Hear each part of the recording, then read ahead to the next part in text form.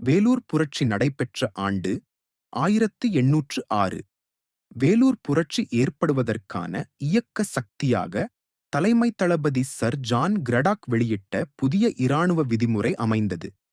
10 ஜூலை 1806 முதல் மற்றும் 23ஆம் படைப்பிரிவுகளின் இந்திய சிப்பாய்கள் புரட்சியில் இறங்கினர். கோட்டை காவற்படையின் உயர் பொறுப்பு வகித்த கர்னல் பேன்கோர்ட் வேலூர் புரட்சிக்கு முதல் பலியானார். அடுத்ததாக 23ஆம் படைப்பிரிவைச் சேர்ந்த கர்னல் மீக்காரஸ் கொல்லப்பட்டார்.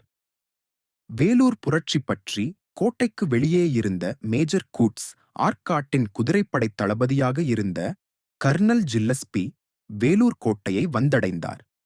புரட்சிக்காரர்கள் திப்புவின் மூத்த மகனான ஃபதே ஹைதரை புதிய மன்னராக பிரகடனம் செய்து மைசூர் சுல்தானின் புலிக்கொடியை கோட்டையில் ஏற்றினர். வேலூர் புரட்சி ஒடுக்கப்பட்டு திப்புவின் மகன்கள் கல்கத்தாவுக்கு அனுப்பப்பட்டனர். வேலூர் கலகத்தை ஒடுக்கிய கர்னல் ஜில்லஸ்பிக்கு 7000 பகோடாக்கள் வெகுமதியாக அளிக்கப்பட்டது. வேலூர் புரட்சிக்கான ஏற்பாடுகளை 23ஆம் படைப்பிரிவின் 2வது பட்டாளத்தைச் சேர்ந்த ஸ்பேதார்களான ஷேக் ஆடமும் ஷேக் ஹமீதும், ஜமேதாரான ஷேக் ஹசைனும், 1ஆம் படைப்பிரிவின் 1ஆம் பட்டாளத்தைச் சேர்ந்த இரு ஸ்பேதார்களும், ஜமேதார் ஷேக் காசிமும் சிறப்பாக செய்திருந்தனர்.